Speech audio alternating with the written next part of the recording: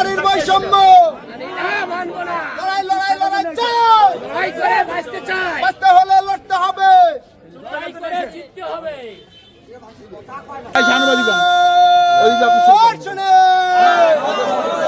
শুমারি নিয়ে বৈষম্য চলবে না, চলবে না।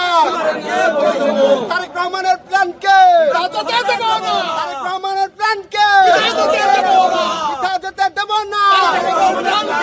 তারেক রহমানের প্ল্যানকে, তারেক রহমানের প্ল্যানকে, তারেক রহমানের প্ল্যানকে, তারেক রহমানের প্ল্যানকে শুমারি নিয়ে বৈষম্য মানি না, মানব না।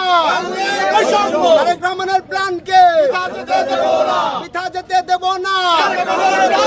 তারেক রহমানের প্ল্যানকে, তারেক রহমানের প্ল্যানকে। আচ্ছা, আপনাদের এই যে শুনতে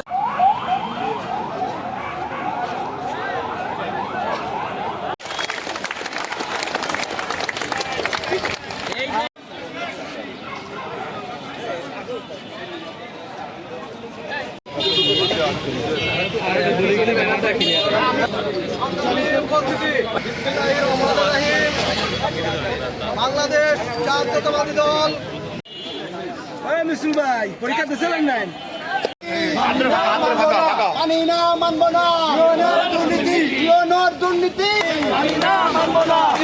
দুর্নীতি।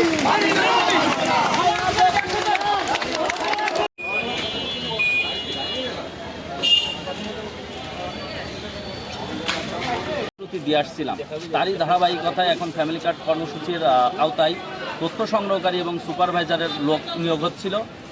এইখানে মৌখিক পরীক্ষা আছে। আমরা তো প্রতিটা ঘরে ঘরে গিয়ে তারেক রহমানের কথা বলে আমাদের যে ফ্যামিলি কার্ডের বিষয় বলে আমরা কার্যক্রম করেছি এবং ভোট চেয়ে এসেছি। আমরা যোগ্য থাকা সত্ত্বেও আমাদেরকে এইখানে মানে কাজ করার মানে আমাদের এই ফ্যামিলি কার্ডের কাজে অনিয়ম করা হয়েছে। এমনভাবে অনিয়ম করেছে যে এইখানে আগে থেকে সমস্ত তাদের সেট আপ দেওয়া ছিল যে কাকে কাকে নেবে। আর প্রতিটা ইউনিয়নে, মোহাম্মদপুর উপজেলা 8টি ইউনিয়নেই ছাত্রদলের আপনি দেখতে পারবেন না যে কেউ আছে। ছাত্রদল একবারেই টোটালে বাদ দিয়ে দিয়েছে। এখানে আত্মীয়করণ করা হয়েছে, জামাত শিবির, আমলিগ দিয়ে এখানে কাজ করানো হচ্ছে। আমরা তীব্র নিন্দা জানাই, এই অনিয়মের বিরুদ্ধে তীব্র নিন্দা জানাই। আমরা চাই যে পরবর্তীতে লিখিত পরীক্ষার মাধ্যমে এই ফ্যামিলি কার্ড শুমারির কার্যক্রম চালু হোক। যারা লিখিত পরীক্ষায় রিটেনে যারা টেকবে তারা কাজ করুক, আমাদের এটা নিয়ে কোনো আপত্তি নেই, নিজের যোগ্যতাই হোক।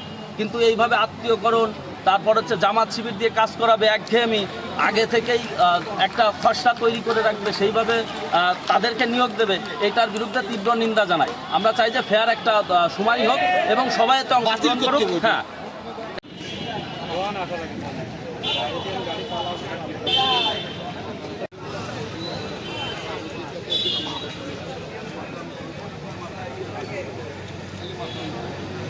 এই পর্যন্ত যে সকল অনুদান এসেছে, যেমন 2টা ঈদে ভিজেপ বরাদ্দ এসেছিল সাধারণ গরিব মানুষের জন্য, আমরা সেখানে দেখেছি একটি অংশ তারা একজন 10টি 20টি করে কার্ডের মাল উত্তোলন করে নিয়ে গেছে। কিন্তু এই দীর্ঘ 17 বছর যে সকল নেতাকর্মী আন্দোলন সংগ্রামে মাঠে ছিল, যারা এই শেখ হাসিনা সরকারের পতন ঘটিয়েছে, তাদেরকে বঞ্চিত করা হয়েছে। আমরা সেই বঞ্চিততার পাশে আজকে আমরা দাঁড়ানোর জন্য মাঠে নেমেছি। আমরা দেখেছি এই কৃষি অফিসের মাধ্যমে সাধারণ কৃষকদের জন্য যে সকল পণ্য এসেছিল, সেই সকল পণ্য বিগত দিন যে সকল স্বৈরাচারী শেখ হাসিনা সরকারের যারা পূর্বে অনুদান পেয়েছে, আমরা দেখলাম নিতাই রায় চৌধুরীর পক্ষ থেকে সেই সকল কর্মীদেরকে আবার সেই সকল প্রদানতা দেওয়া হয়েছে।